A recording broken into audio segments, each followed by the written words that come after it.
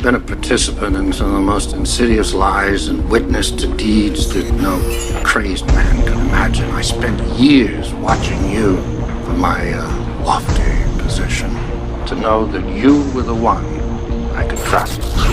And why did you lie to me? There still exist some secrets which should remain secret. Truths that people are just not ready to know. Who are you to decide that? The world's reaction to such knowledge would be far too dangerous. Dangerous? You mean in the sense of outrage? Like the reaction to the Kennedy assassination, or MIAs, or radiation experiments on terminal patients, Watergate, Iran-Contra, Roswell, the Tuskegee experiments. Where will it end? You want answers? I think I'm entitled. You want answers? I want the truth! You can't handle the truth! Get out! Or what? You'll kill me? Always remember, dissension's the greatest form of patriotism. The very word secrecy is repugnant in a free and open society. And we are, as a people, inherently and historically opposed to secret societies. We have before us the opportunity to forge a new world order. Yes, we can. And you say. Let us never tolerate outrageous conspiracy theories. A lie is most convincingly hidden between two truths. Well, I guess it won't end. No! I don't have time for this. This is about saving the future of humanity. We know things are bad, worse than bad. We know the air is unfit to breathe and our food is unfit to eat. I don't want you to protest. I don't want you to write to your congressman because I wouldn't know what to tell you to write. I don't know what to do about the depression and the inflation and the crime in the street. All I know is that first, you've got to get mad. The line must be drawn here. This far, no farther. I want you to get up right now. Go to your windows, open them, and stick your head out and yell, I'm a human being. My life has value, and I'm not going to take this anymore. You shall not pass! If your ultimate goal is to be famous, then you're gonna do a lot to get there, like sign your name in blood in a contract with the devil. Like you're gonna end up on a one-way street and it's going nowhere. Like that's just the truth. I've seen so many people like forsake their moral code and their value systems just for a little bit of fame, and it's not worth it at the end of the day. We must stop the terror. I call upon all nations to do everything they can to stop these terrorist killers. Thank you. Now watch this drive. Xantrex gave me my life back. Hail Satan, hail Satan, hail Satan, hail Satan, hail Satan. Hail Satan. Anything for money, lie for you, die for you. You can sell my soul to the devil. Anything for money, lie for you, die for you. You can sell my soul to the devil. And this machine around us, this so-called music industry, is such a demonic thing. It sacrifices people's lives. Well, I was just a boy. The devil took my hand, took me from my home, made me a man. He don't talk to me about sin. Don't need no Bible, just look in my eyes. Don't need no Bible, just look in my eyes. I don't want to start any blasphemous rumors, cause I think like God's got a sixth sense of humor, and when I die, I expect to find him laughing.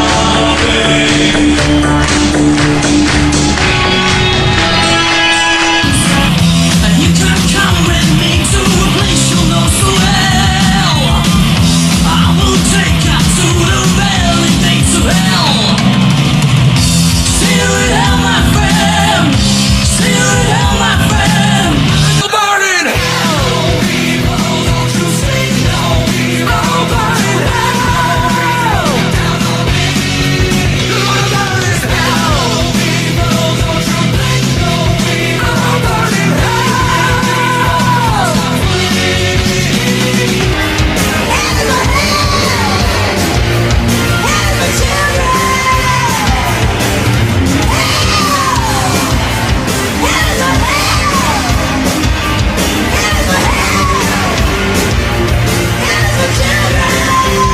like to, first of all, I'd like to thank Satan. I'd rather laugh with the sinners than cry with the saints. The sinners are much more fun. You know that only the good die young. And it goes even back to before that. Who's Robert Johnson? Right. And I said, hello, Satan. I believe it's time to go.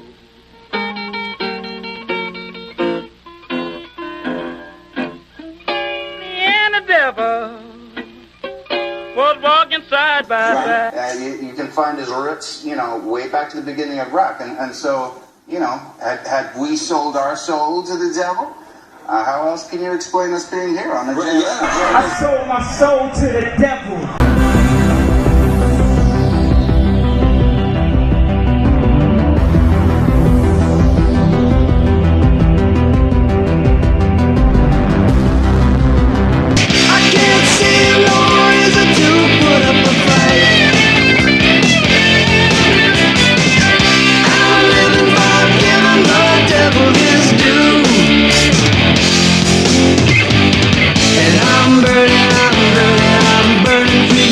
Why do you still do it? Why are you still out here? Well, it goes back to the destiny thing. You know, I made a bargain with it, you know, a long time ago, and I'm holding up my end. What was your bargain? To get where I am now. Should I ask who you made the bargain with? with the chief commander. On this earth? And on this earth, and then in the world we can't see. Dick and my parents are both traveling ministers, and so I kind of sang about, you know, what was going on in my life at 15, and that's how I got introduced to the music industry. I swear I wanted to be like the Amy Grant of music, yeah. But it didn't work out, and so I sold my soul to the devil. Running with the devil.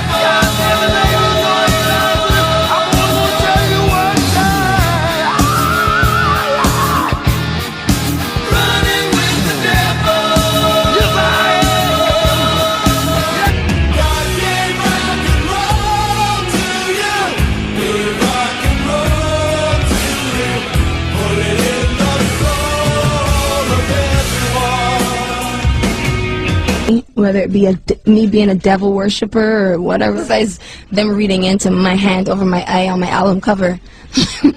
Why is your hand over your eye on your album? Because I'm a devil worshiper. What are you talking about? Opposed around the world by a monolithic and ruthless conspiracy that relies primarily on covert means for expanding its sphere of influence, on infiltration instead of invasion, on subversion instead of elections, on intimidation instead of free choice, on guerrillas by night instead of armies by day. It's backed by Jeff Bezos, founder of Amazon, NASA, and the CIA. Each one costs $10 million and operates at 459 degrees below zero. It is a system which has conscripted vast human and material resources into the building of a tightly knit, highly efficient machine that combines military, diplomatic, intelligence, economic, scientific, and political operations. They call it the infinity machine, quantum computing. Its preparations are concealed, not published. Its mistakes are buried, not headlined. Its dissenters are silenced, not praised. No expenditure is questioned, no rumor is printed, no secret is revealed. If you go all the way back to Norbert Wiener, the goal of creating artificial intelligence was to create an all-seeing eye, a global computer that sees all, sees everything, and to become gods. And the Sentient World Simulation, SWS, went live in 2007. Right now, we're inside a computer program. Is it really so hard to believe? These nanobots, these blood cell-sized devices, will be going in our bodies. We'll have some go inside our brains through the capillaries, non-invasively.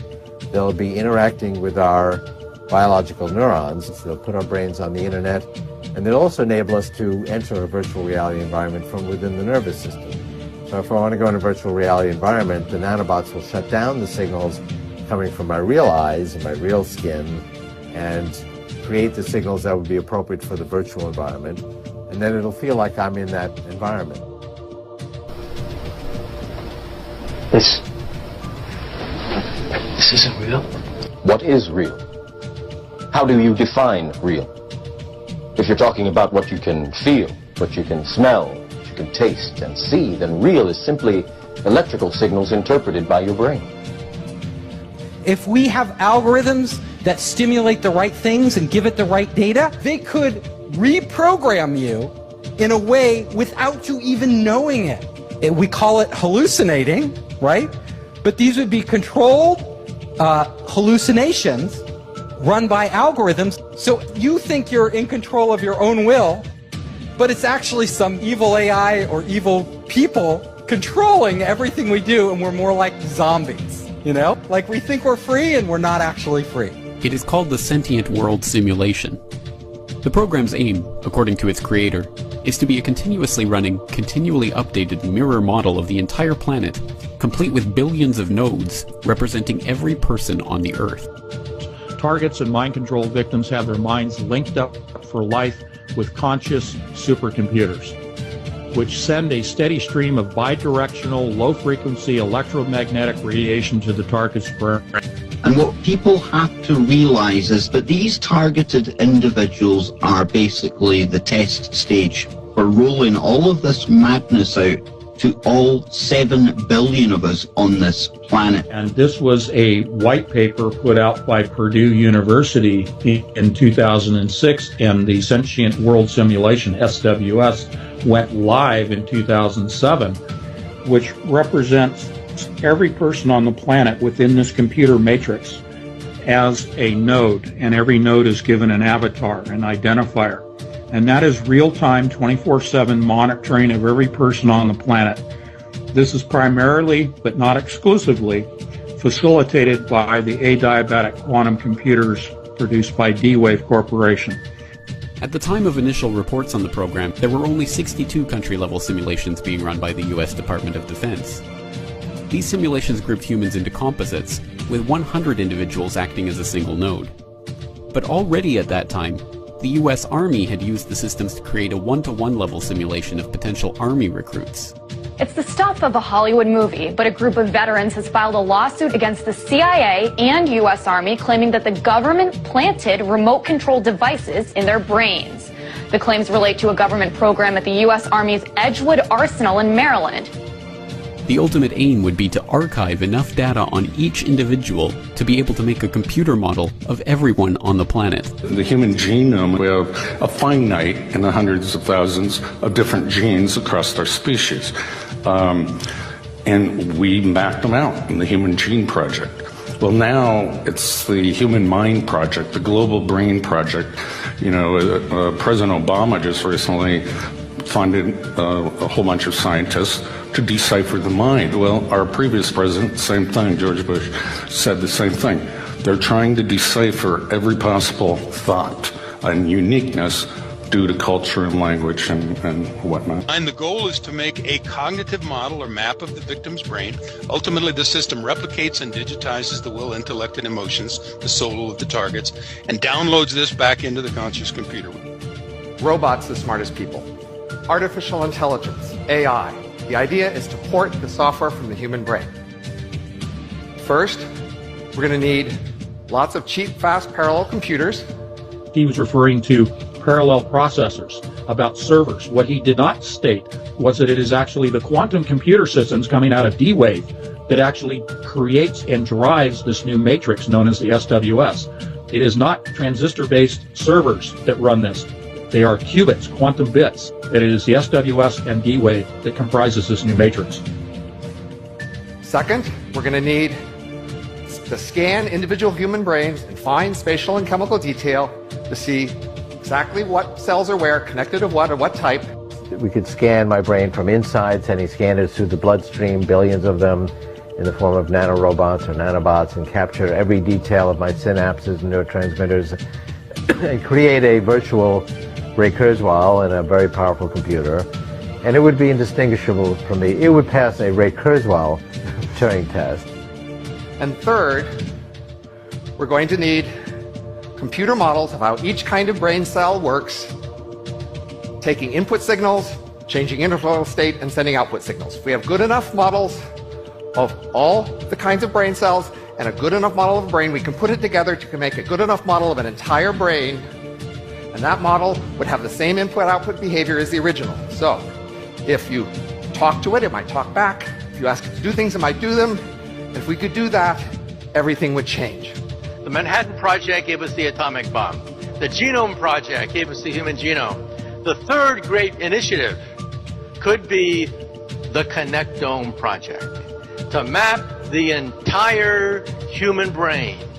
And that may take a quantum computer. Okay, the first thing I can tell you is that M's spend most of their life in virtual reality. While this is what you would look like in virtual reality, this is what an M would look like in virtual reality. It's computer hardware sitting in a server rack somewhere. But still, it could see and experience the same thing. But some things are different for M's. An M can make an archive copies, and with enough redundant archives, an M can be immortal, in principle, though not usually in practice. And an M can move its brain, the computer that represents its brain, from one physical location to another. M's can actually move around the world at the speed of light.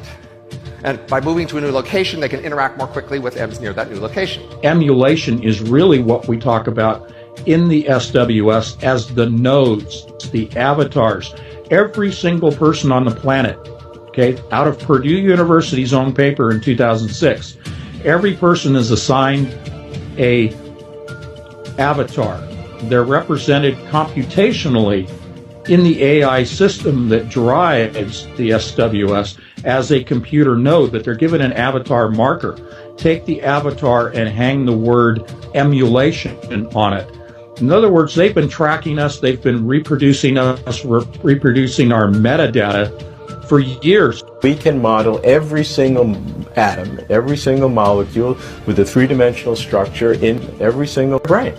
They claim they've modeled the personality of every adult in the United States, 230 million people. And SCL, the mothership group, they do work in any number of countries. They're involved in politics in many countries. They put together a micro-shot personality assessment for everyone. M's are very much like humans, but they are not like the typical human. The typical M is a copy of the few hundred most productive humans. If you construct a model of the human brain, you can then plug people into this hive mind. You could, as an intermediate step, take these duplicated neurons, artificial warm and wet qubits, as I call them, and you can integrate those into an actual human mind. Thus, you are able to control that human mind with artificial neurons and then have those minds connected to each other, just like you network and daisy chain computer systems. That is the hive mind. And this means that in the future, communications could be done mentally. What I'm saying is that the internet will be replaced by BrainNet. They control the mind the same way that they teach the AI computer systems at the high level of AI. We're not talking about cars and trains and planes and automobiles. Okay, we're talking about AI that is so sophisticated that it operates a sentient world simulation, so sophisticated that it actually taps in and controls the mind. And Google was the primary interested party that pulled this whole thing together. What they're going to do is apply this machine to an area that I think is fundamentally important. It's the crux of our future as humans, and that's, can we build machines like us? We can model every single atom, every single molecule with a three-dimensional structure in your entire brain. That level of precision will keep advancing to the point where it's absolutely indistinguishable, even at the very, microscopic level. So you could recreate an entity that's, even if you looked inside of it, its simulated brain would be processing information just the way I do. If you start looking at quantum computing and where it's going, it's pretty freaky sort of stuff. And thinking about the world as an electrical universe and the fact that we are energetic electrical beings, that's how we work. Everything is electrical. Every signal that runs through our body is electricity. Everything, every thought we have, everything we feel, every touch, everything we speak, it's all the result of electromagnetic signals floating around our body, impulses that come from our heart, from our brain, the way we feel the bench when we touch it. This is an electrical signal that's sent to your brain that tells you what the bench feels like. So it's all electromagnetics. It's all firing of electromagnetism through our synapses and all this sort of stuff. The adiabatic quantum computer is linked to 7 billion human brains. It is now, in its own language of cryptology, able to function independent of any oversight throughout the world with its own form of communication, its own form of code. And it is able to link everyone on the planet at this point. We can model every single atom, every single molecule with a three-dimensional structure in every single brain. They claim they've modeled the personality of every adult in the United States, 230 million people. And SCL, the mothership group, they do work in any number of countries. They're involved in politics in many countries. They put together a micro-shot personality assessment for everyone. What I am principally is not this material stuff, but a pattern of information. Well then, if the pattern is the essence, and if you copy the pattern to whatever level of precision you need, then that copy that has the exact same pattern should be me. They're running everything that's happening in society parallel, and they've got a little dot in their matrix for everybody. This is a game society. They know where it's been, they know where it's going, and they know where it's going because they're steering people into the direction it wants to go. There are an enormous number, mind-bogglingly large number, of parallel realities, as real as this one, that have different consistent histories. So imagine a world where all of the laws of physics as we know them are obeyed, but different decisions were made along the way. Different decisions at the level of tiny microscopic particles, different decisions all the way up to what you chose to eat for lunch, and whether you chose to come to this session or not. This is an article from 10 years ago. Sentient World, War Games on the Grandest Scale. The DoD is developing a parallel to planet Earth with billions of individual nodes to reflect every man, woman and child this side of the dividing line between reality and AR. It's absolutely indistinguishable, even at the very, microscopic levels. You could recreate an entity that's, even if you looked inside of it, its simulated brain would be processing information just the way I do. Deep State has merged the quantum computer with the sentient world simulation, and the true reason for all this data collection is to feed it into this AI machine to predict and manipulate the course of humanity.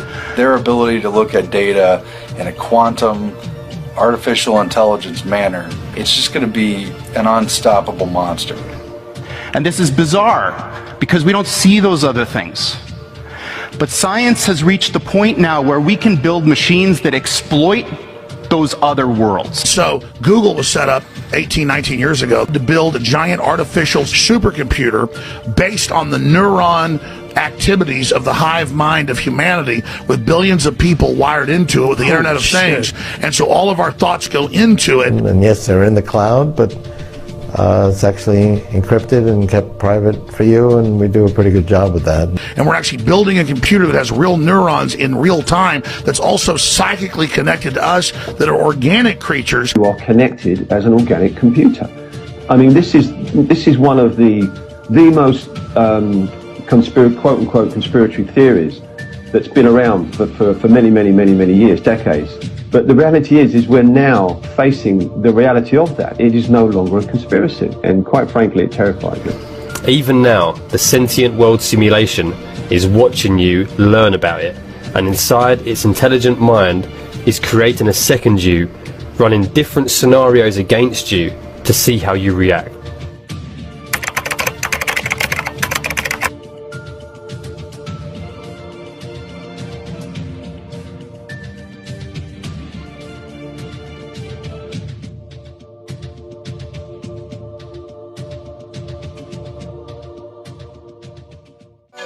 𝐂𝐨𝐮𝐧𝐭𝐞𝐫𝐿 gotta eat, bro.